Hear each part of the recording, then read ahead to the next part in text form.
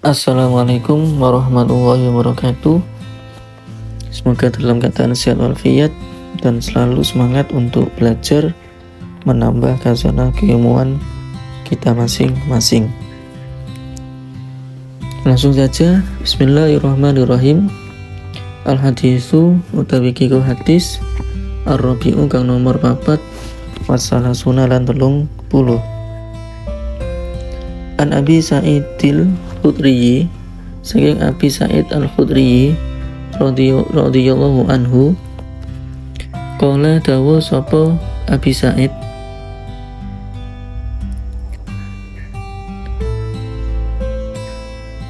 sami itu ngrungu sapa ingsun Rasulullah sallallahu alaihi wasallam ing Rasulullah sallallahu alaihi wasallam yaqulu hale ngucap sapa Rasulullah, man utawi sapane wong ro'a iku ningali sapa man mingkum saking sira kabeh mungkaron ing mungkar perkara mungkar palyuwir mongko becik ngowahono sira hu ing mungkar biadihi kelawan tangane man fa ilam yastati mongko lamun ora kuwasa sapa man fa bilisanihi mongko kelawan lisane wong fa ilam tastati mongko lamun ora kuwasa sapa wong fa biqalbihi mongko kelawan atine wong fadhalika mongko utahe mengkono-mengkono at-afur imani iku luwih apes-apese iman. Rawa riwayataken hu ing hadis Muslimun sapa Imam Muslim. Bismillahirrahmanirrahim. Arti dari hadis di atas adalah dari Abu Sa'id Al-Khudri radhiyallahu an berkata, saya mendengar Rasulullah SAW bersabda, siapa yang melihat kemungkaran, maka rubahlah dengan tangannya. Jika tidak mampu, maka rubahlah dengan lisannya. Jika tidak mampu, maka tolaklah dengan hatinya. Dan hal tersebut adalah selemah-lemahnya iman. Hadis riwayat Imam Muslim.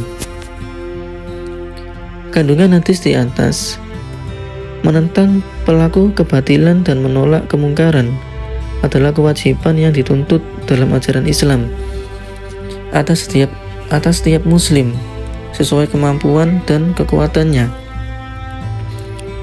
Ridho terhadap kemaksiatan termasuk di antara dosa-dosa besar. Sabar menanggung kesulitan dan amar ma'ruf nahi mungkar. Amal merupakan buah dari iman, maka menyingkirkan kemungkaran juga merupakan buahnya keimanan. Mengingkari dengan hati diwajibkan kepada setiap muslim, sedangkan pengingkaran dengan tangan dan lisan berdasarkan kemampuannya. Syarah Ibnu Daqiq Al-Id, Imam Muslim meriwayatkan hadis ini dari jalan Thariq bin Syihab. Ia berkata, orang yang pertama kali mendahulukan khutbah pada hari raya sebelum sholat adalah Marwan. Lalu seorang laki-laki datang kepadanya kemudian berkata, sholat sebelum khutbah. Lalu laki-laki tersebut berkata, orang itu atau Marwan, sahabat Marwan, telah meninggalkan yang ada di sana, sunnah Nabi Sallallahu Alaihi Wasallam. Abu Sa'id berkata, adapun dalam hal semacam ini telah ada ketentuannya. Saya mendengar Rasulullah Sallallahu Alaihi Wasallam bersabda, barang siapa di antaramu melihat kemungkaran, hendaklah ia merubahnya atau mencegahnya dengan tangannya atau kekuasaannya. Jika ia tak sanggup, maka dengan lidahnya atau menasihatinya. Dan jika tak sanggup juga, maka dengan hatinya, merasa tidak senang dan tidak setuju. Dan demikian itu adalah selama-lamanya iman. Hadis ini menunjukkan bahwa perbuatan semacam itu belum pernah dilakukan oleh siapapun sebelum sahabat Marwan.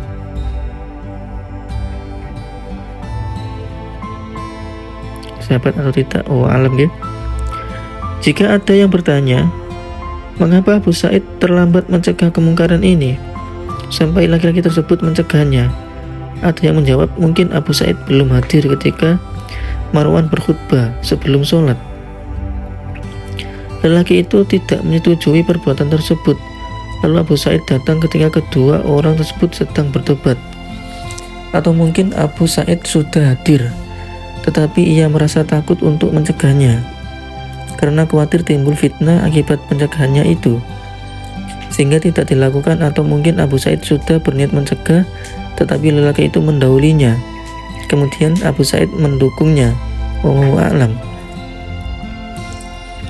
Pada hadis lain yang disepakati oleh Imam Bukhari dan Imam Muslim, dalam bab sholat hari raya disebutkan bahwa Abu Sa'id menarik tangan Marwan ketika ia hendak naik ke atas mimbar. Ketika keduanya berhadapan, Marwan menolak peringatan Abu Sa'id sebagaimana penolakannya terhadap seorang laki-laki, seperti yang dikisahkan pada hadis di atas. Atau mungkin kasus ini terjadinya berlainan waktu. Kalimat hendaklah ia merubahnya atau mencegahnya dipahami sebagai perintah wajib oleh segenap kaum muslim. Dalam Al-Quran dan Sunnah telah ditetapkan kewajiban amar ma'ruf dan nahi mungkar. Ini termasuk nasihat dan merupakan urusan agama. Adapun firman Allah SWT yang artinya, jagalah diri kamu sekalian, tidaklah merugikan kamu orang yang sesat jika kamu telah mendapat petunjuk.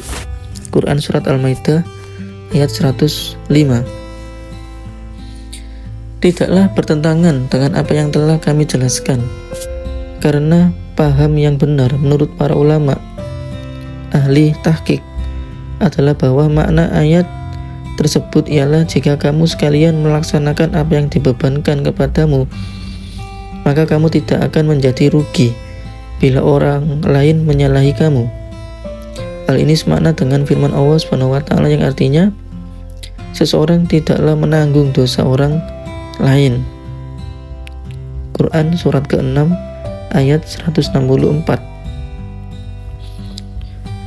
Dengan demikian, amar ma'ruf dan nahi mungkar yang dibebankan kepada setiap muslim jika ia telah menjalankannya, sedangkan orang yang diperingatkan tidak melaksanakannya, maka pemberi peringatan telah terlepas dari celaan, sebab ia hanya diperintah menjalankan amar ma'ruf dan nahi mungkar. Tidak harus sampai bisa diterima oleh yang diberi peringatan. Wallahu a'lam. Kemudian amar ma'ruf dan nahi mungkar merupakan perbuatan wajib kifayah, sehingga jika telah ada yang menjalankannya, maka yang lain terbebas. Jika semua orang meninggalkannya, maka berdosalah semua orang yang mampu melaksanakannya, terkecuali yang ada udzur. Kemudian ada kalanya menjadi wajib ain bagi seseorang. Misalnya, jika di suatu tempat yang tidak ada orang lain yang mengetahui kemungkaran itu selain dia, atau kemungkaran itu hanya bisa dicegah oleh dia sendiri. Misalnya seorang yang melihat istri, anak atau pembantunya melakukan kemungkaran atau kurang dalam melaksanakan kewajiban. Para ulama berkata, tanggung jawab amar ma'ruf dan nahi mungkar itu tidaklah terlepas dari diri seseorang hanya karena ia beranggapan bahwa peringatannya tidak akan diterima. Dalam keadaan demikian, ia tetap saja wajib menjalankannya. Allah SWT berfirman, berilah peringatan, yang artinya berilah peringatan, karena peringatan itu bermanfaat bagi orang-orang mukmin. Quran surat ke-51 ayat 55. Telah disebutkan di atas bahwa setiap orang berkewajiban melakukan amar ma'ruf dan nahi mungkar, tetapi tidak diwajibkan sampai peringatannya itu diterima. Allah SWT berfirman, tiadalah kewajiban, yang artinya tiadalah kewajiban bagi seseorang Rasul melainkan hanya menyampaikan peringatan. Quran surat ke-5 ayat 99. Para ulama berkata, orang yang menyampaikan amar ma'ruf nahi mungkar tidaklah diharuskan dirinya telah sempurna melaksanakan semua yang menjadi perintah agama dan meninggalkan semua yang menjadi larangannya. Ia tetap wajib menjalankan amar ma'ruf nahi mungkar, sekalipun perbuatannya sendiri menyalahi hal itu. Hal ini karena seorang wajib melakukan dua perkara, yaitu menjalankan amar ma'ruf nahi mungkar kepada diri sendiri dan kepada orang lain. Jika yang satu amar ma'ruf nahi mungkar kepada diri sendiri dikerjakan, tidak berarti yang satunya amar ma'ruf nahi mungkar kepada orang lain gugur.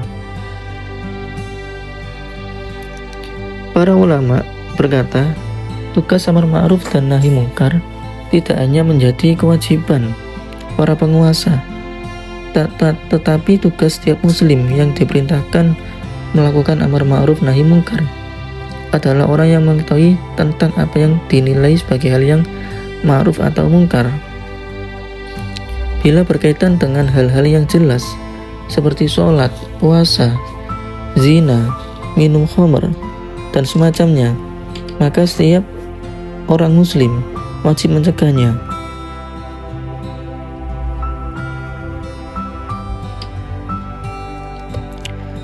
Karena ia sudah mengetahui hal ini. Akan tetapi, dalam perbuatan atau perkataan yang rumit dan hal-hal yang berkaitan dengan ijtihad yang golongan awam tidak banyak mengetahuinya, maka mereka tidaklah punya wewenang untuk melakukan nahi mungkar. Hal ini menjadi wewenang ulama, dan para ulama hanya dapat mencegah kemungkaran yang sudah jelas ijma'nya.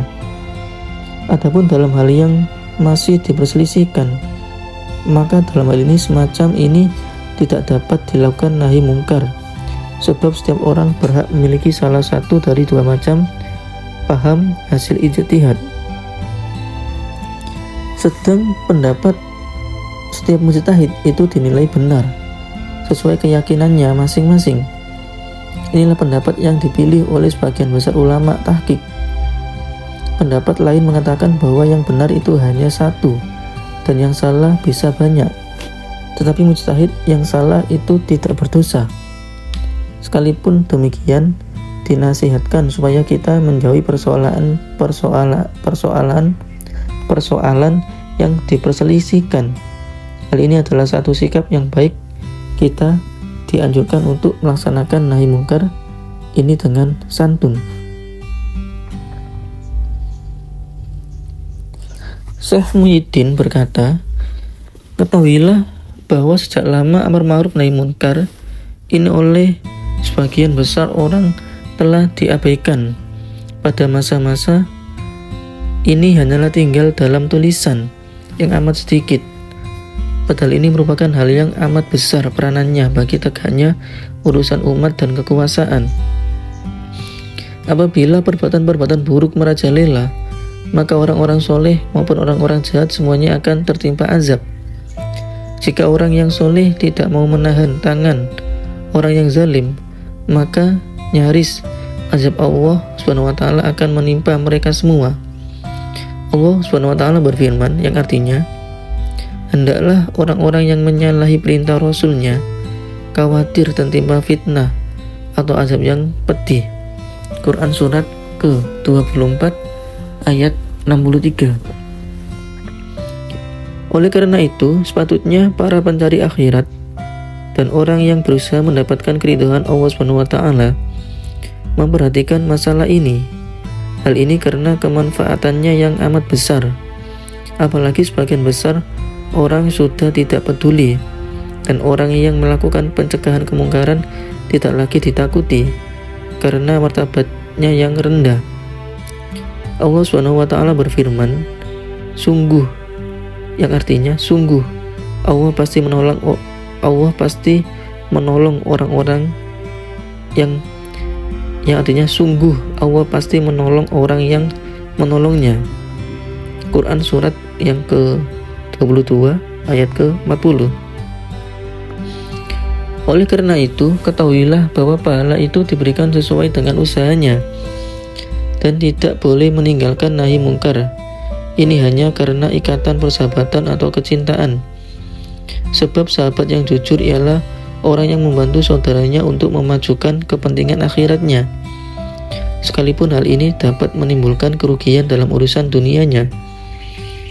Adapun orang yang menjadi musuh ialah orang yang berusaha merugikan usaha untuk kepentingan akhiratnya atau menguranginya, sekalipun sikapnya seperti dapat membawa keuntungan duniawinya. Bagi orang yang melakukan amar ma'ruf nahi mungkar, seyogyanya dilakukan dengan sikap santun agar dapat lebih mendekatkan kepada tujuan. Imam Syafi'i berkata, orang yang menasihati saudaranya dengan cara tertutup, maka orang itu telah benar-benar menasihatinya dan berbuat baik kepadanya. Akan tetapi orang yang menasihatinya secara terbuka, maka sesungguhnya ia telah menistakannya dan merendahkannya. Hal yang sering diabaikan orang dalam hal ini yaitu ketika mereka melihat seseorang menjual barang atau hewan yang mengandung cacat, tetapi ia tidak mau menjelaskannya. Ternyata mereka tidak mau menegur dan memberitahukan kepada pembeli atas cacat yang ada pada barang itu. Orang-orang semacam itu bertanggung jawab terhadap kemungkaran tersebut, karena agama itu adalah nasihat atau kejujuran. Maka barang siapa tidak mau berlaku jujur atau memberi nasihat, berarti ia telah berlaku curang.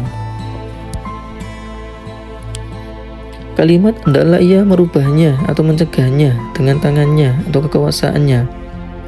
Jika ia tak sanggup, maka dengan lidahnya. Dan jika tak sanggup juga, maka dengan hatinya. Maksudnya, hendaklah ia mengingkari perbuatan itu dalam hatinya. Hal semacam itu tidaklah dikatakan telah merubah atau melenyapkan, tetapi itulah yang sanggup ia kerjakan. Dan kalimat demikian itu adalah selemah-lemahnya iman. Maksudnya ialah paling sedikit hasilnya atau pengaruhnya. Orang yang melakukan amar ma'ruf dan nahi mungkar tidaklah punya hak untuk mencari-cari, mengontrol, memata-matai, dan menyebarkan prasangka. Tetapi jika ia menyaksikan orang lain berbuat mungkar, hendaklah ia mencegahnya. Al-Mawardi berkata, orang yang melakukan amar ma'ruf nahi mungkar tidaklah punya hak untuk menyebarkan praduga atau memata-matai, kecuali memberitahukan kepada orang yang bisa dipercaya.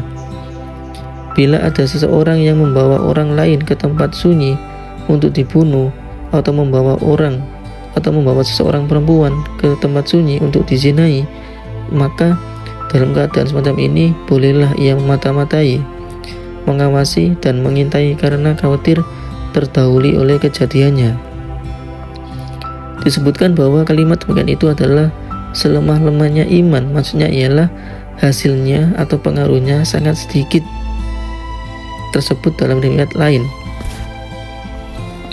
Selain dari itu tidak lagi ada iman sekalipun sebesar biji sawi. Artinya selain dari 3 macam sikap tersebut tidak lagi ada sikap lain yang ada nilainya dari segi keimanan. Iman yang dimaksud dalam hadis ini adalah dengan makna Islam.